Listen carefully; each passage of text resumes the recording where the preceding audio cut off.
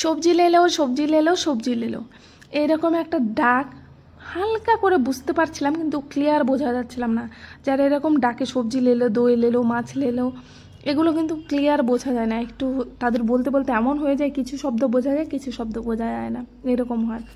তো কিসের আওয়াজ হচ্ছে সেটা দেখার জন্য ঘুম থেকে তাড়াহুড়ো করে উঠে আসলাম। উঠে এসে দেখি সবজিওয়ালা এসে আশেপাশেই। তো আমি ভাবলাম, তখনই আমার মাথায় আসলো আজকে তো মঙ্গলবার, এমনিতেই আমার সবজি করতে হবে, কি করব চিন্তা করতে হবে, না হলে ডাল, তাছাড়া আর উপায় নেই, নাহলে কুমড়ো শাক ছাদ থেকে তুলে এনে। তো ভাবলাম সবজি যখন এসে তাহলে কিনে নিয়ে আসি। 100 টাকা সবজি নিয়ে আসলাম, অনেক সবজি, বরবটি, পটল, তারপর কাঁকরোল, ভেন্ডি, পুঁই শাক, বেশ অনেক রকমই হয়েছে। 20 টাকা 20 টাকা করে সবগুলোরই নিয়েছি। তাই আমি সবজি কেটে নিয়েছি।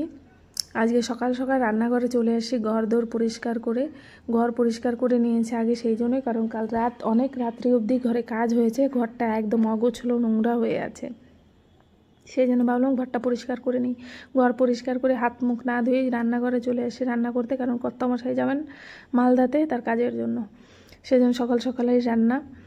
এবার আমি কাঁকরোল ভাজা হয়ে গেছে আমার, কাঁকরোল ভেজেছি, ভেন্ডি ভেজেছি, আর ডাটা, কাটোয়া ডাটা বাড়ি থেকে যেগুলো নিয়ে আসলেও সেগুলোই সর্ষে দিয়ে করেছি।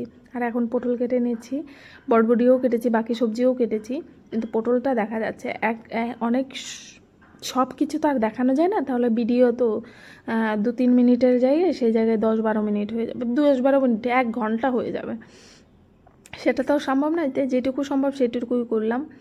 এবার কর্তামশাই ওই দিক থেকে বলছে আমার কিন্তু টাইম বেশি নেই, হয়ে এসছে, আর আমি এদিকে বলছি তুমি সবজি খাবেও না, তুমি যা খাবে সেগুলো আমার রান্না হয়েও গেছে। এবার এইটুকু তো আমার তাড়াহুড়োই করতে হবে যদি বা খায়, সেই জন্য দেখবে আজকে তাড়াহুড়ো করলে কী দুর্ঘটনায় ঘটে। যতবার কিছু তাড়াহুড়ো করতে যায় তত যেন পিছিয়ে যায়, কোনো কাজ তাড়াহুড়োয় হয় না। সেই জন্য বলে তাড়াহুড়োর সময় মাথা শান্ত রাখতে হয়। অনেকবারই দেখেছি যে কাজ তাড়াহুড়ো করতে যায় সেটাই খারাপ হয়। আর এই যে তেল, মাঝে মাঝে মনে হয় যেদিনই একটু তাড়াহুড়ো থাকবে সেদিনই বোতলের তেল থাকবে না, তেল ঢালতে হবে। সেই জন্য মনে হয় কাঁথি ধরেই রান্না করি, ঢেলে ঢেলে দিয়ে ওইখান থেকে খাবো, ছোটো বোতলে আর ঢালবো না। কিন্তু ওই যে বড়টায় ঢাললে বেশি তেল পড়ে যাবে, সেজন্য এটা করতেই হয়। এবার দেখবে একটা তাড়াহুড়োর জন্য কি এক দুর্ঘটনা ঘটে যাবে এই রান্নার জন্য, সেটা পরে ঘটবে, দেখাচ্ছি আমি। রান্নার জন্য, সবজি রান্নার জন্য আমি নিয়ে নিয়েছি পুঁই শাক, তারপর তোমার হচ্ছে বরবটি, তারপরে পটল, তারপর ডাটা, আলু, এই দিয়ে এবার আমি বরবটিটা আর পটলটা আলাদা করে ভেজে নেবো, না হলে ঘেটে হয়ে যাবে সব একসাথে।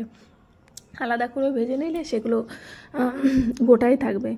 তাই দেখো আমি ভেজে নিচ্ছি, জল ছিল সেই জন্য ছিটকে আসলো। এইবার হচ্ছে ভাজতে ভাজতে দেখবে এই যে এখন যে দুর্ঘটনা ঘটবে লক্ষ্য করবে, কারণ আমি ভয়েস ওভারটা পরে দিয়েছি, কারণ চিমনি চলছিল, সেই জন্য চিমনির আওয়াজে কথাগুলো বোঝা যাচ্ছিল না। দেখতে পেলে কি ঘটলো, হাত থেকে খুন্তি পড়ে গিয়ে কিছু ভাজা পড়ে গেল।